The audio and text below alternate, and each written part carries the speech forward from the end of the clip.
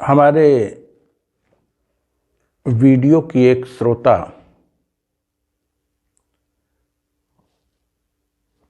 जो राजस्थान की रहने वाली हैं और दिल्ली में भी जिन्होंने शिक्षा प्राप्त की है, उनका कहना है कि बच्चों को 3 वर्ष से स्कूल में भेज दिया जाता है और उनको fundamental right, fundamental duty, directive principle, preamble का पता नहीं होता, जैसा कि राष्ट्रपति महोदय ने कहा था। ऐसी स्थिति में वो अपने इन अधिकारों को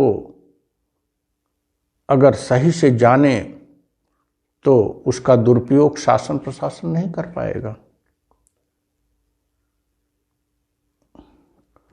हम अपने इस नियमित श्रोता से कहना चाहेंगे, किसी भी चीज को बताना जितना जरूरी है उससे ज्यादा जरूरी है उसके महत्व को बताना और उसकी उपादेयता, उससे जो लाभ हो सकता है उसको बताना। सभी लोग परिवार में माता पिता से शुरू होता है, सत्य बोलो बेटा, ईमानदार रहो, आशावादी रहो, नैतिक बनो, सब बताते हैं। सबको बताया जाता है, सब जानते हैं, फिर भी ईमानदार कितने लोग हैं, फिर भी सत्य बोलने वाले कितने लोग हैं, नैतिक कितने लोग हैं, आशावादी कितने लोग हैं, पुरुषार्थी कितने लोग। इसका तात्पर्य है कि हमसे चूक हो रही है। हम सत्य को रटा देते हैं, अहिंसा को रटा देते हैं, ईमानदारी को रटा देते हैं, लेकिन इनकी उपादेयता जीवन में क्या है, जीवन में इनका पालन करने से क्या सुख मिलेगा, क्या संतुष्टि मिलेगी, क्या सफलता मिलेगी, इस चीज को हम नहीं बताते। और कई बार तो ऐसा होता है कि हम कहते हैं कि अच्छी चीज है, लेकिन उल्टा बताते हैं कि नहीं, यह करने से आप सफल नहीं होगे। अर्थात fundamental right, directive principle, preamble और फंडामेंटल ड्यूटी और देश के कानून तो बहुत आगे की बात है। पहले यह बताइए बच्चे को भी बूढ़े को भी और करके दिखाइए कि यार सत्य बोलोगे तो कभी अपमानित नहीं होगे। आप अपमानित होते हो ना, सत्य बोलोगे तो बड़ा सुख पाओगे। आप ये तो बताइए, ईमानदार रहोगे तो रिस्पेक्ट आपके पीछे पीछे चलेगा। आप ये तो बताओ, नैतिक मूल्य आप में रहेगा, पुरुषार्थ रहेगा, तो जीवन की सीढ़ियां खटाखट खटाखट चढ़ते चले जाओगे। लेकिन हम इसका प्रैक्टिकल पार्ट नहीं बताते, इसकी उपादेयता नहीं बताते।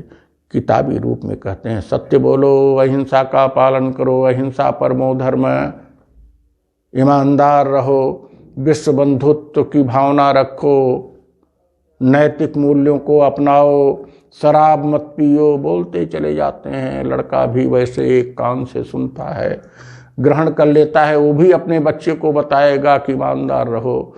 न हमने ईमानदारी दिखाई उसको, न जिसको हमने बताया उसने ईमानदारी दिखाई, और न जिसको बताया वो अपने बच्चे को ईमानदारी दिखाएगा।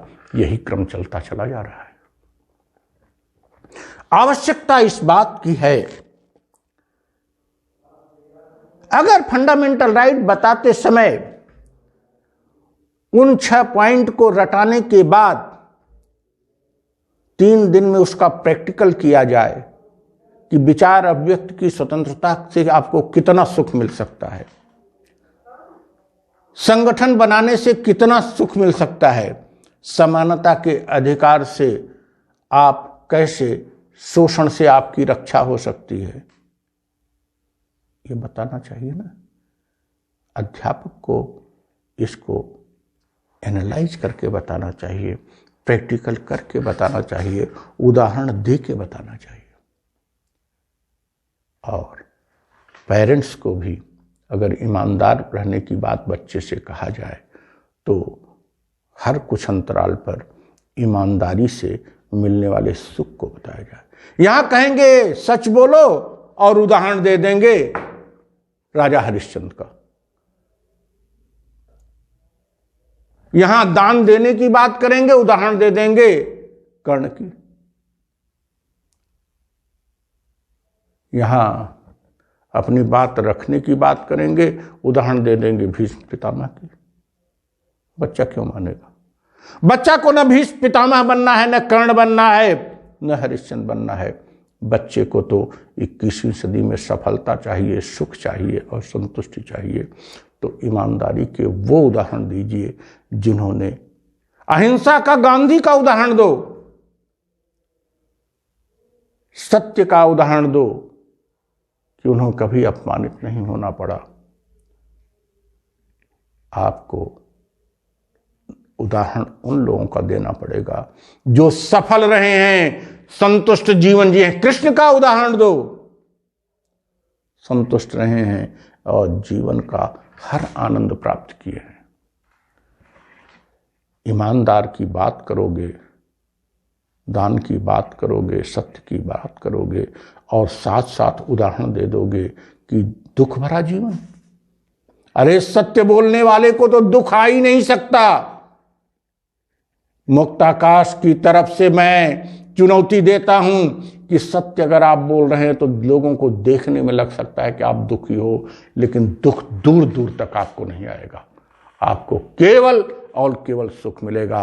अपने मूल अधिकारों का आप प्रयोग तो करो, उनको पहचानो। आप देखो शासन प्रशासन या कोई व्यक्ति आप पर अत्याचार नहीं कर सकता।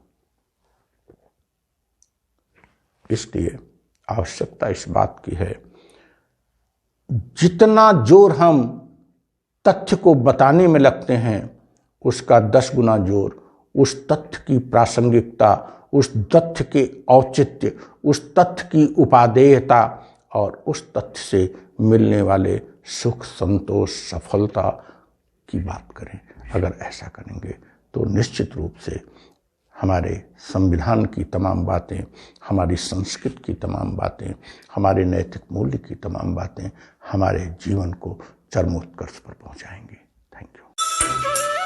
अगर आपको हमारे विचार और वीडियो अच्छी लगी तो इसे लाइक करें, शेयर करें और हमारे चैनल को सब्सक्राइब करें तथा अपना सुझाव कमेंट करें। If you like our vision and video, please do like it, share it and subscribe our channel. Comment your favorite part and give suggestions in the comment box. Thank you.